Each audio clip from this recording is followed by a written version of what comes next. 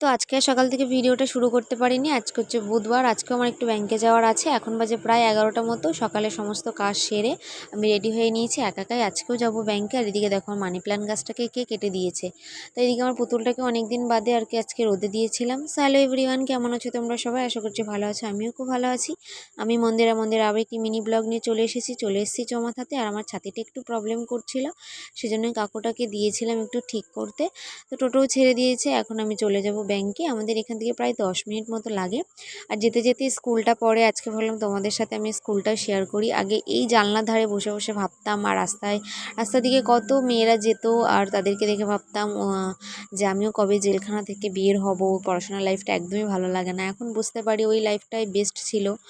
এখন হয়তো ওই লাইফটা আর কোনোদিনও ফিরে পাবো না। ওই দিনগুলো কত বন্ধু বান্ধবদের সাথে আড্ডাই আর কি, তাদের সাথে দেখা হয়, কথা হয় না সেরকম আর। তো এটাই তোমাদের সাথে একটু শেয়ার করলাম, আমাদের স্কুলটাও একটু শেয়ার করলাম। তো ফাইনালি চলে এসেছি আজকে দিদাদের বাড়ি থেকে অভিকে নিয়েই একেবারে যাব ব্যাংকে। এইদিকে দেখো ওদের বাড়ি থেকে ব্যাংকটা একটু কাছে, সেজন্য বললো আমাদের বাড়িতে একসাথে দুজনে যাব। এই যে চলে এসেছি ব্যাংকে গিয়ে আজকেও কোনো কাজ হলো না, আমাকে আবারও যেতে হবে। এদিকে দেখো অভির পাখির ঘরটাও তোমাদের সাথে শেয়ার করে নিলাম। ও আগের দিনে তো দেখতে পেলে যে পাখির ঘরটা পরিষ্কার করে দিয়ে গেছিলাম আমি নিচটা ঝাড় দিয়ে। আজকেও পুরো সেট আপটা রেডি করে ফেলেছে। অবশ্যই তোমাদের সাথে পাখির ভিডিওটাও শেয়ার করব। আর এদিকে দেখো বৃষ্টিও নেমে পড়েছে, আর এখানে একটা জানলা দিয়ে ওয়েদারটা এত ভালো লাগছিল।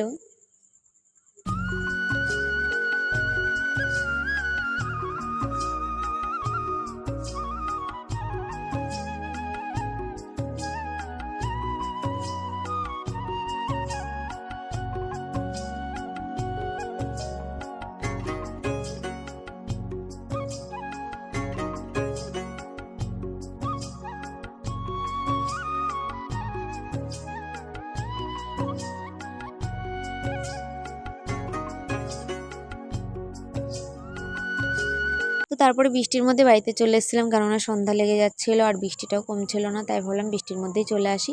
তো আজকে বাড়িতে এসে দেখি জেঠিমা আবার তালের বড়া করেছে, তাই আমাদের দুজনকে একটু খেতে দিয়েছিল, দুজনে মিলেই খেয়ে নিলাম। তো এটা হচ্ছে পরের দিন সকালবেলাকার ভিডিও। সকালবেলা থেকে আর ভিডিও শ্যুট করা হয়নি। তো তারপরে সকালবেলা একটু তালটা ভেঙে নিচ্ছিলাম। আমাদের ফ্রিজে অনেকদিন ধরেই কাকা এনে রেখেছিলো একটা তাল। তো মা তো বাড়িতে নেই, মা তো বাড়িতে থাকলে মাই ভাঙে। তো আমি ফার্স্ট টাইম তাল ভাঙছি, এর আগে কোনোদিনও ভাঙিনি। তো জেঠির কাছেই শুনে নিচ্ছিলাম যে কীভাবে তালটা আর কি ভাঙতে হয়। তো আজকের ভিডিওটা এই পর্যন্ত। যদি ভালো লাগে অবশ্যই লাইক কমেন্ট শেয়ার আর আমার পেজটাকে ফলো করে দিও। ততক্ষণ তোমরা ভালো থেকো, সুস্থ থেকো। দেখা হচ্ছে অন্য কোনো মিনি ব্লগে। Bye, thank you for watching.